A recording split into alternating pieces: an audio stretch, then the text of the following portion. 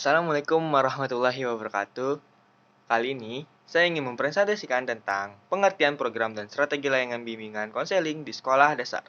Sebelum lanjut ke materinya, perkenalkan, nama saya Muhammad Rafi Dimyati Darli dengan NIM 2111738 dari program studi PGSD, yang dimana presentasi kali ini terkait dengan mata kuliah bimbingan dan konseling yang diampu oleh dosen pengampu saya yaitu Ibu Febrianti Yuli Satriani, SPD MPD, untuk memenuhi ujian akhir semester saya. Oke, kita lanjut ke materinya ya. Yaitu program bimbingan dan konseling adalah rencana kegiatan pelayanan bimbingan konseling yang tersusun secara rinci dan jelas, yang dilaksanakan dalam kurun waktu tertentu untuk mencapai tujuan yang telah ditentukan. Menurut Pratitno tahun 2000, program bimbingan konseling adalah satuan rencana kegiatan bimbingan konseling yang akan dilaksanakan pada periode waktu tertentu. Sedangkan strategi berasal dari bahasa Yunani yaitu strategos, yang merupakan gabungan dari kata stratos yang artinya militer dan ago yang artinya memimpin. Strategos juga bisa bermakna merencanakan ketika sebagai kata kerja. Dari beberapa pengertian tersebut, dapat diambil kesimpulan bahwa strategi adalah suatu pola yang direncanakan dan ditetapkan secara sengaja untuk melakukan kegiatan atau tindakan. Program dan cara pelaksanaan layanan bimbingan konseling di sekolah dasar. Program bimbingan konseling di sekolah dibagi menjadi dua. Ada program untuk kelas rendah dan ada program yang untuk kelas tinggi. Dan dalam hal ini, hendaklah guru pembimbing menyusun program bimbingan untuk kelasnya masing-masing. Adapun fungsi dari program itu sendiri antara lain, pertama, dengan adanya program bimbingan ini dapat memberi pedoman dan arahan bagi para staf pembimbing dan mempermudah dalam mengevaluasi kerja. Nah, teman-teman, ternyata sebelum kita membuat program bimbingan konseling, kita harus membuat perencanaan dulu nih. Mengapa demikian? Agar program yang dilakukan dapat terlaksana dengan baik. Apa saja sih yang harus disiapkan? Menurut Tohirin, ada beberapa hal yang harus disiapkan. Pertama, studi kelayakan. Studi kelayakan merupakan refleksi tentang alasan-alasan mengapa diperlukan suatu program bimbingan. Yang kedua, penyusunan program bimbingan. Penyusunan program bimbingan harus merujuk kepada kebutuhan sekolah secara umum dan lingkup pelayanan bimbingan di sekolah. Penyusunan program bimbingan konseling merupakan tindak lanjut studi kelayakan yang bisa dilaksanakan pada awal tahun ajaran atau setelah program semester akhir. Yang ketiga, penyediaan sarana fisik dan teknis. Sarana fisik, Sarana fisik adalah semua peralatan atau perlengkapan yang dibutuhkan dalam rangka penyusunan program bimbingan konseling. Sedangkan sarana teknis adalah alat atau instrumen yang diperlukan untuk melaksanakan pelayanan bimbingan. Yang keempat, penentuan sarana personil dan pembagian tugas. Sarana personil dalam penyusunan rencana program bimbingan konseling adalah orang-orang yang akan dilibatkan dalam penyusunan rencana program bimbingan konseling, dan mereka akan diberi tugas apa? Yang kelima, kegiatan-kegiatan penunjang. Nah, dalam hal ini, kita pun sebagai guru, pembimbing harus memiliki kegiatan-kegiatan penunjang. Di antaranya, memiliki hubungan dengan masyarakat sekitar, bidang-bidang karir, dan lembaga-lembaga tertentu.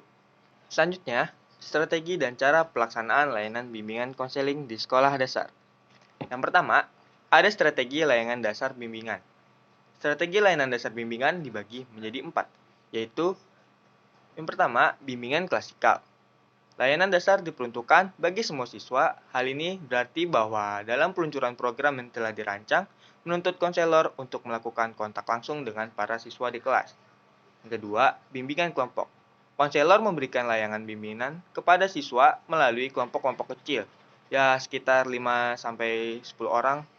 Bimbingan ini ditujukan untuk merespon kebutuhan dan minat para siswa. Topik yang didiskusikan dalam bimbingan kelompok ini adalah masalah yang bersifat umum dan tidak rahasia. Selanjutnya yang ketiga, berkolaborasi dengan guru mata pelajaran atau wali kelas. Program bimbingan akan berjalan secara efektif apabila didukung oleh semua pihak yang dalam hal ini khususnya para guru mata pelajaran atau wali kelas. Konselor berkolaborasi dengan guru dan wali kelas dalam rangka memperoleh informasi tentang siswa. Yang keempat, berkolaborasi atau kerjasama dengan orang tua. Dalam upaya meningkatkan kualitas peluncuran program bimbingan, konselor perlu melakukan kerjasama dengan para orang tua siswa. Kerja sama ini penting agar proses bimbingan terhadap siswa tidak hanya berlangsung di sekolah, tetapi juga oleh orang tua di rumah. Lalu selanjutnya ada strategi layanan responsif. Strategi layanan responsif terbagi menjadi 4, yaitu yang pertama ada konsultasi. Konselor memberikan layanan konsultasi kepada guru, orang tua, atau pihak pimpinan sekolah dalam rangka membangun kesamaan persepsi dalam memberikan bimbingan kepada para siswa. Yang kedua, konseling individual atau kelompok. Pemberian layanan konseling ini ditujukan untuk membantu para siswa yang mengalami kesulitan, mengalami hambatan dalam mencapai tugas-tugas perkembangannya.